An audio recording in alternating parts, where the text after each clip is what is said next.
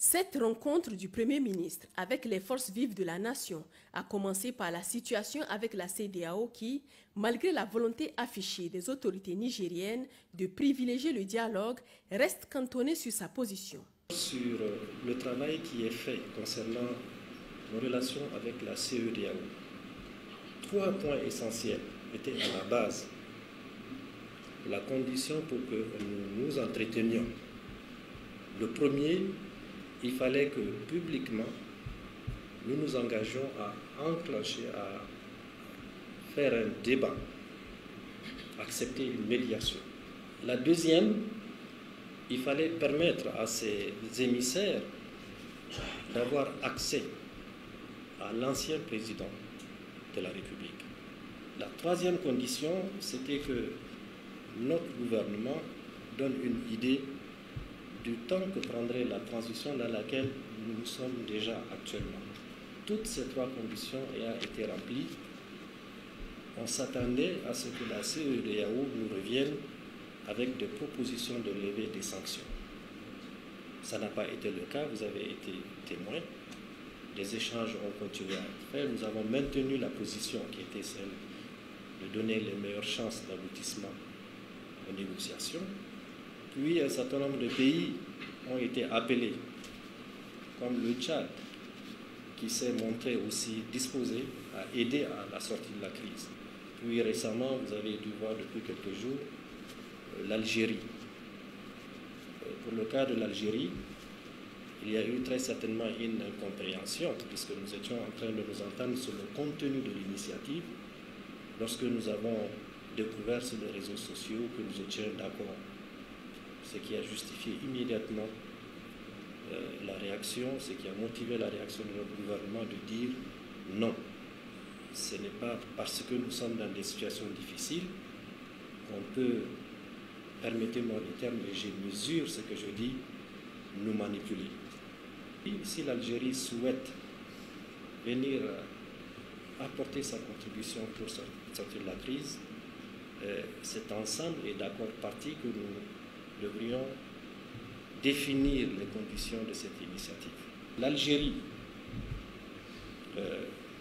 qui a été le premier pays, et il faut la remercier, à s'opposer à tout usage de la force contre notre pays, devrait être en mesure de réaffirmer cette position.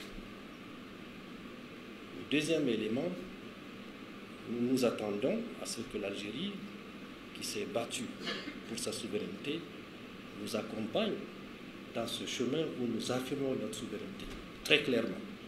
Le troisième élément, c'est que nous discutions sur les échanges commerciaux. Pour revenir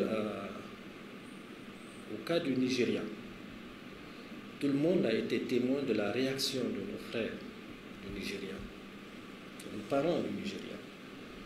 De Dosso jusqu'au lac, c'est des parents de part et d'autre. On a vu ces populations se soulever pour s'opposer à tout usage de la force contre notre pays. On s'est retrouvé face à une situation où, autour du chef de l'État, nous avons des éléments très précis. Il y a des gens qui travaillent à démolir cet effort. Mais le chef de l'État nigérian, mais nous ne perdons pas espoir que très rapidement, puisque au plus haut niveau, la ligne de contact était maintenue, que nous allons pouvoir reprendre langue pour que très rapidement, évidemment, les sanctions puissent être levées.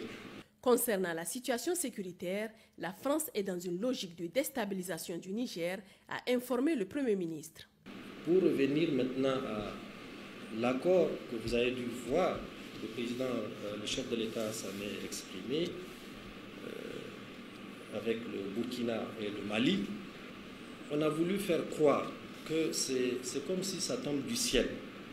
Or, c'est 3 pays qui sont ensemble depuis plusieurs années dans une organisation qu'on appelle l'autorité du Liptako Gourma. Et nous nous préparons à toute éventualité. Cependant, vous avez aussi suivi il y a quelques jours une vidéo qui a circulé. Un homme de service d'un pays la France dire qu'ils acceptent le principe que leur ambassadeur parte, leur ambassadeur est parti. Et le deuxième élément sur cet aspect, c'est le départ des troupes françaises, comme vous le savez, qui sont à la base aérienne. Et aujourd'hui, ce que disent ce spécialiste en charge de la sécurité, que tout le monde a vu, que d'accord, mais nous allons nous organiser à déstabiliser le Niger. Il l'a dit clairement, tout le monde a vu. Et ils ont commencé, malheureusement, avec la complicité de certains de nos compatriotes, que tout le monde connaît. Le ministre d'État, ministre de l'Intérieur, de la Sécurité publique et de l'administration du territoire a également apporté quelques précisions. La France était ici depuis les années 2010. Donc quand elle est arrivée, elle a commencé par envoyer des avions ici. C'est juste une base. Quelques avions pour, disait-il à l'époque, soutenir les Maliens qui étaient en difficulté. Donc en ce temps, l'autorisation leur avait été donnée de s'installer à la base aérienne avec quelques avions. Ils étaient à peine une centaine. Sur le chemin de leur repli, ils avaient émis le désir de rester au Niger. En ce temps aussi, ils ont été compris. L'autorisation leur avait été donnée à l'époque par le gouvernement en place de s'installer au Niger. Alors là, ils sont arrivés en grand nombre. Initialement, un nombre de 1500 avait été annoncé. Mais aujourd'hui, ils sont plus de 3000, voire 3500. Vous êtes militaires, nous sommes militaires. Nous savons pertinemment que si vous gardez des troupes encore ici au Niger, c'est toujours dans cet esprit belliqueux pour avoir ces velléités. Alors donc, vos troupes quittent en premier. Et quand ils vont quitter en premier, on leur a donné un chemin. Vous allez quitter, mais pas par le Bénin, parce que nous savons que vous voulez aller au Bénin. N'importe quelle direction, sauf le Bénin. Et que vos avions, on va les lâcher à la dernière minute. Donc ils ont lu à travers cela que ça ne les arrange pas, certainement, parce que nous aussi, nous avons pressenti qu'ils avaient des intentions malveillantes. Ils saisissent la balle au bon pour dire, ben non, nous, on voudra partir avec l'aviation. Donc, tout le contraire de ce qu'on a proposé. Pour vous dire que ces gens-là ne sont pas dans une logique de quitter le Niger. Leur logique est simple. Ils veulent profiter pour déstabiliser le pays. Faire en sorte que les Nigériens s'entre-déchirent entre eux. En créant la chienlit, en créant la zizanie, en créant l'émoi. Au courant de ces 2 dernières semaines, nous avons connu une attaque au niveau de Kandaji. L'objectif affiché à ce niveau, c'était de détruire cet ouvrage et tout ce qui va avec, pour faire en sorte que ceux qui sont en train de construire ce barrage-là décident d'arrêter et de ramener le programme nigérien à zéro. Nous avons connu des pertes, des vaillants soldats qui sont tombés et qui ont empêché justement à ces assaillants-là d'atteindre leurs objectifs. Beaucoup aussi parmi vous se disent, mais pourquoi nous avons des avions, pourquoi nous avons des drones et que nous avons encore ces problèmes? C'est simple. Les avions et les drones sont opérables en fonction de la météo. Les bandits, ces derniers temps, ils ont été équipés.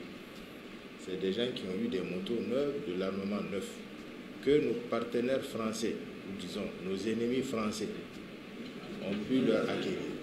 Il s'agit d'une guerre. Se mobiliser pour faire partir les troupes françaises est la seule alternative, a insisté le Premier ministre.